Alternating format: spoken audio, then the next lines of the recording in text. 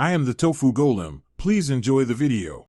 In this video, I will explain how to change your Ford Escape cabin air filter. This simple maintenance task can significantly improve your vehicle's air quality. You'll need just a few basic tools, primarily a small flathead screwdriver. Always make sure your vehicle is completely off before you start. This guide will walk you through each step, making the process straightforward and quick, typically taking less than 15 minutes. Once your glove box is empty, gently press inward on the side tabs to disengage them. This allows the glove box to swing down, revealing the cabin air filter housing behind it.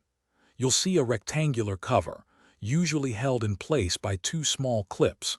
Carefully unclip these to remove the cover, exposing the old filter. Take your time with this step to avoid any damage to the plastic components. With the housing cover off, you can now easily slide the old cabin air filter out.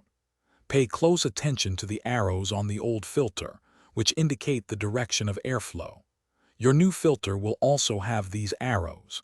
It's crucial to install the new filter with the arrows pointing in the same direction as the old one, typically downwards. Gently slide the new filter into the slot until it is fully seated. After the new filter is in place, reattach the housing cover, ensuring both clips snap securely. Then, carefully lift the glove box and push it back into its upright position, making sure the side tabs re-engage. Finally, turn on your vehicle and test the fan to confirm everything is working correctly.